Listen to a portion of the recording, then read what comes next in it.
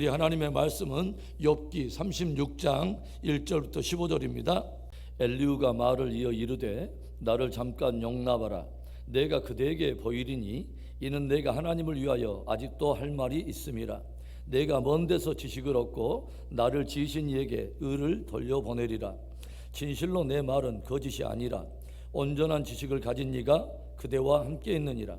하나님은 능하시나 아무도 멸시하지 아니하시며 그의 지혜가 무궁하사 악인을 살려두지 아니하시며 고난받는 자에게 공의를 베푸시며 그의 눈을 의인에게서 떼지 아니하시고 그를 왕들과 함께 왕자에 앉히사 영원토록 존귀하게 하시며 혹시 그들이 족쇄에 매이거나 환난의 줄에 얽혔으면 그들의 소행과 악행과 자신들의 교만한 행위를 알게 하시고 그들의 귀를 열어 교훈을 듣게 하시며 명하여 죄악에서 돌이키게 하시나니 만일 그들이 순종하여 섬기면 형통한 날을 보내며 즐거운 해를 지낼 것이요 만일 그들이 순종하지 아니하면 칼에 망하며 지식 없이 죽을 것이니라.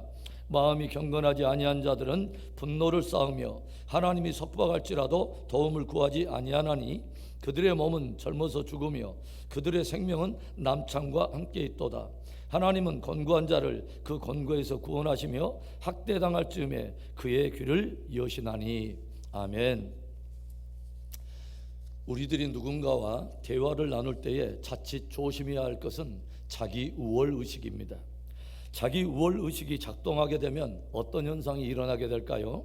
상대의 말에 대해서 귀를 닫게 되고 자기의 주장하는 것이 옳다는 것을 관철시키기 위해서 선을 넘어서 많은 말을 내게 됩니다. 그리고 말이 많게 되면 어떤 일이 일어나죠? 말이 많으면 실수가 많이 일어나게 되는 거죠.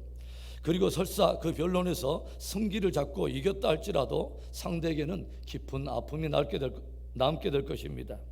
뜨거운 열정으로 변론에서는 이겼는지 모르지만 자칫 그 열정 때문에 모욕과 수치감을 받게 된 친구를 잃게 될 거라고 하는 거죠. 그리고 이런 변론이라면 사실 허탄하고 위험한 변론일 것이며 결코 그것은 이긴 것이 아닙니다. 욥의 친구들이 욥을 꺾고서 그를 제압하여 욥을 굴복시킬 것을 기대하면서 지금까지 이 모든 논쟁을 지켜보았던 엘리후가 자기가 기대했던 결과가 주어지지 않는 것을 보고서 내심 화가 나서 그 논쟁에 끼어들게 되었습니다. 그리고 엘리후는 이제 스스로 작당한 듯 욥을 사정없이 몰아붙이기 시작합니다. 이미 엘리후에게는 욥은 교만한 사람이요 악한 자였고 그럼에도 불구하고 끊임없이 자기의 의를 하나님 앞에 변론하고 있는 이 욥은 하나님을 못 오가는 자요 위선자였다고 하는 것입니다. 오늘 우리는 엘리후의 변론 안에서 매우 위험한 요소들을 몇 가지 발견하게 됩니다. 엘리후에게서 발견하게 되는 위험한 것이 무엇일까요? 첫째로는 자기를 절대화하기 위해서 신적인 권위를 도용하고 있다고 하는 것입니다.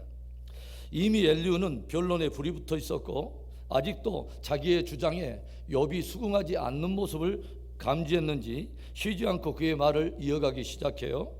엘리후 안에는 지금 자기는 하나님을 위해서 자기가 지금 변론을 하고 있고 하나님 편에서 쓰임받고 있다고 하는 굳은 확신이 있다고 하는 거죠. 2절의 말씀을 우리 한번 볼까요? 나를 잠깐 용납하라. 내가 그대에게 보이리니 이는 내가 하나님을 위하여 아직도 할 말이 있음이라.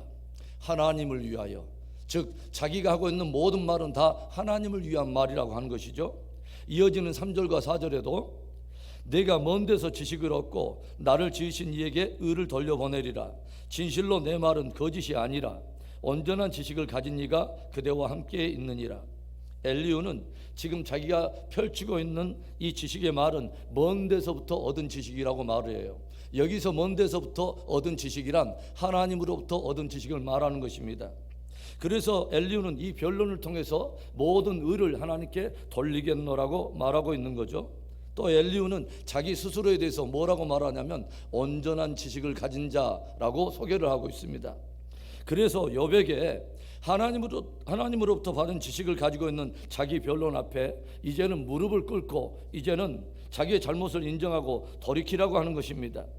자기의 주장하는 것이 옳다는 것을 표력하기 위해서 엘리후는 신적인 권위를 도용하고 있다고 하는 것이죠. 자기는 하나님을 위해서 말하고 있고 자기가 얻은 지식은 하나님께로부터 받은 지식이며 자기는 온전한 지식을 가진 자이기 때문에 이 신적 권위로부터 주어진 이 지식에 거스리고 그것을 거스린다면 그것은 곧 하나님을 향한 교만이라고 한 것을 은근히 압박한 것입니다. 여러분, 자기 지식이나 자기가 받은 계시를 절대화하기 위해서 신적인 권위를 도용하는 그런 사람들이 있죠. 주로 어떤 사람들이 그런 일을 하냐면 이단의 교주라든가 엉뚱한 탐욕을 가지고 있는 리더십들이 자기를 따르는 자들을 억압하고 굴복시키기 위해서 종종 이런 일을 하게 된다고 하는 거죠. 저와 여러분이 하나님의 감동으로 인해서 계시와 말씀을 직접 들을 수도 있습니다. 그러나 그때라도 하나님의 사람들은 그것을 빌미로 자기의 권위를 세우려는 자세가 아니라 겸손히 자기에게 감동된 것을 겸손히 받고 또 그렇게 받은 것을 겸손히 전하는 것으로 자기의 선을 지키는 지혜가 필요하다는 것입니다.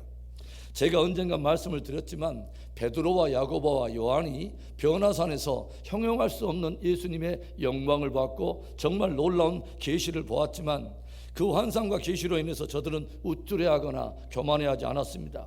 그것으로 인해서 그것을 빌미로 자기의 권위를 세우지 않았어요.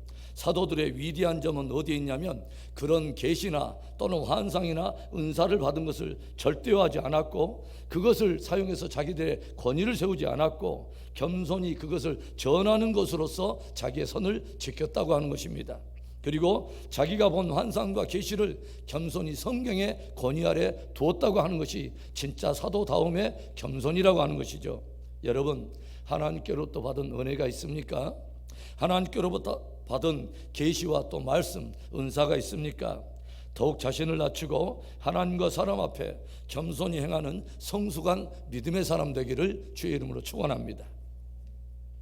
오늘 우리가 엘리후의 변론 앞에서 발견하게 되는 또 위험한 요소들이 무엇입니까? 두 번째는 자기 모순으로 인한 지식의 충돌이 일어나고 있다고 하는 것입니다. 성경은 사람이 말이 많으면 실수가 많다고 들려주고 있어요. 오늘 엘리후가 욥을 압박하면서 다루고 있는 주제는 뭐냐면 의인에 대한 보상과 악인을 향한 심판적 징계를 다루고 있습니다. 하나님은 악인들을 심판하시되 의인들을 주목하시고 이 의인들을 왕들이나 귀족들과 같이 존귀한 자리에 세우신다고 들려주고 있어요. 그리고 행여 의인들이 환난을 당할지라도 그들에게 왜 환난을 당했는가 하는 그것에 그 안에 담겨있는 하나님의 교훈을 들려주셔서 악으로부터 돌이키도록 저들을 권면해 주신다고 하는 거죠. 엘리후는 지금 인생들의 죄와 의에 대해서 민감하신 하나님에 대해서 들려주고 있는 것입니다. 그런데 여러분, 어제 엘리후가 무엇을 주장했습니까? 어제 35장 6절부터 8절에는 이런 말씀이 있었습니다. 그대가 범죄한들 하나님께 무슨 영향이 있겠으며 그대의 악행이 가득한들 하나님께 무슨 상관이 있겠으며 그대가 의로운들 하나님께 무엇을 드리겠으며 그가 그대의 손에서 무엇을 받으시겠느냐. 그대의 악은 그대와 같은 사람에게나 있는 것이요 그대의 공의는 어떤 인생에게도 있느니라. 엘리후는 욥이 계속해서 자기의 의로움을 주장하는 것을 보고 그를 굴복시키기 위해서 높이 계신 그 하나님은 인생들이 행하는 죄와 의에 대해서 별 상관하지 않는다는 것을 어제 변론을 했어요. 그래서 욥 당신이 지금 의를 지켜왔다고 지금 주장을 하고 있는데 당신이 의로운들 그것이 하나님께 무슨 상관이 있겠느냐, 하나님이 그것에 대해서 주목이나 하시겠느냐라고 어제 면박을 주었던 것을 우리가 보았습니다. 당신에게 있는 악이 다른 사람에게도 있고 당신이 지금 주장하고 있는 그런 의로움 정도는 다른 사람들에게도 있다라고 일축해 버린 것입니다. 어제 엘리후는 하나님은 높이 계신 하나님이요 초월하신 하나님으로서 인생들의 의나 악행에 대해서 별 관심을 두지 않는 분이요 인생의 의나 악행이 하나님께는 전혀 영향을 미칠 수 없다고 하는 것을 계속 강조해 왔습니다. 그런데 오늘은 어떻게 말합니까? 정반대로 하나님은 의인과 악인에 대해서 굉장히 민감하시고 의와 악에 대해서 굉장히 민감하게 다루신다고 하는 것을 주장하고 있다고 하는 것이죠.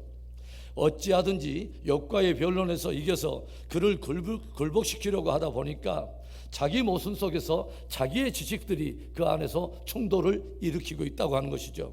여러분, 이런 일관성 없는 지식으로 누군가를 가르치고 인도하려 한다면 얼마나 그 사람이 위험한 사람입니까? 우리는 늘 하나님의 말씀을 통해서 먼저는 우리 스스로를 돌아보아야 합니다. 혹 내가 자기 모순 속에서 살아가고 있지 않는지, 그런 부분은 없는가를 돌아보고 먼저는 나의 잘못된 모순을 고치는 겸손함이 있어야 할 줄로 믿습니다. 엘리후의 변론 안에서 우리가 발견하게 되는 위험한 요소가 무엇입니까? 마지막 세 번째로 긍휼이 메말라버린 율법적인 정죄입니다. 엘리후는 자기가 가진 지식은 하나님께로부터 온 지식이요, 자기는 온전한 지식을 가진 자라고 그렇게 강조하고 있습니다.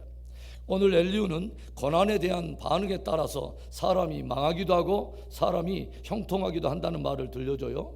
9절부터 12절의 말씀입니다. 그들의 소행과 악행과 자신들의 교만한 행위를 알게 하시고 그들의 귀를 열어 교훈을 듣게 하시며 명하여 죄악에서 돌이키게 하시나니 만일 그들이 순종하여 섬기면 형통한 날을 보내며 즐거운 해를 지낼 것이요 만일 그들이 순종하지 아니하면 칼에 망하며 지식 없이 죽을 것이니라.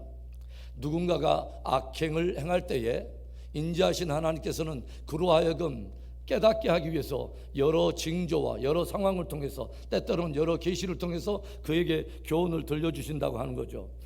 그래서 그로 하여금 죄악에서 돌이키기를 원하시는데, 사람이 그 고난 중에서라도 하나님의 교훈을 듣고 순종하게 되면 다시 회복하게 되고 형통을 누리게 되겠지만, 불순종하게 되면 칼에 망하여 지식 없이 그렇게 망하고 죽는다는 것입니다.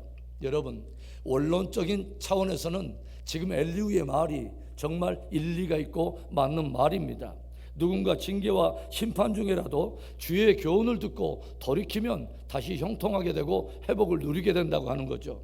그러나 그것을 끝까지 거부하게 되면, 거스리고 불순종을 하게 되면 결국 패망하게 된다는 엘리후의 말은 원론적으로는 맞는 말인 것이죠.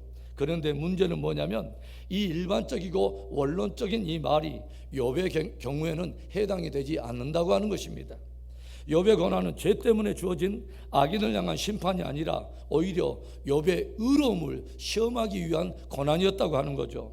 그리고 더욱 문제는 뭐냐면 설사 그러한 고난일지라도 엘리후에게서 발견되는 위험한 요소는 긍휼이 메말라버린 정죄만 남아있다고 하는 것이죠. 왜냐하면 욥을 꺾어버리고 굴복시키려고 하는 심판적인 그런 태도가 너무 강하게 작용하고 있기 때문에 그렇습니다. 내가 하나님께로부터 온전한 지식을 가지고 지금 당신을 향해서 권면을 하고 있는데 이 교훈마저 당신이 거스리고 불순종하게 되고 회개하지 않고 고집을 부린다면 결국 당신은 패망하게 될 것이라고 하는, 이렇게 압박하고 있는 것입니다. 심지어 엘리후는 욥의 운명을 누구와 지금 비교하고 있냐면 14절의 말씀에 그들의 몸은 젊어서 죽으며 그들의 생명은 남창과 함께 있도다. 계속해서 교만을 떨고 회개하지 않으면 결국 당신은 젊어서 죽게 될 것이며 당신은 남자에게 자기 몸을 팔고 있는 남창이 맞게 될 심판적 운명을 똑같이 맞게 될 거라고 이 욥에게 그렇게 면박을 주고 있다고 하는 거죠. 얼마나 무자비하고 위험한 변론입니까? 긍휼이 메말라버린 율법적인 정죄가 이처럼 무서운 것입니다. 사랑하는 성도 여러분, 자기 절대화의 위험을 피할 수 있기를 바랍니다. 더군다나 거기에 신적인 권위까지 도용한다면 그 사람은 정말 위험한 사람이 될 것입니다. 그리고 내가 주장하고 있는 지식에는 모순이 없는가를 한 번쯤 살펴볼 수 있기를 바랍니다. 남에게 주장하는 지식의 칼을 스스로에게 먼저 대어서 말에 합당한 열매를 맺는 겸손하고 지혜 있는 저와 여러분의 신앙이 될 수 있기를 바랍니다. 또한 긍휼이 메말라버린 율법적인 정죄 자세를 피할 수 있기를 바랍니다. 성경은 우리에게 이런 기이한 지혜를 들려줘요. 긍휼은 심판을 이기고 자랑하느니라. 긍휼은 심판을 이기고 자랑하느니라. 심판의 태도보다 훨씬 우리에게 필요한 것이 긍휼의 마음이라고 하는 것입니다. 긍휼을 무기 삼고 긍휼을 품고서 늘 관계 안에서 승리하는 저와 여러분 되기를 주의 이름으로 축원합니다.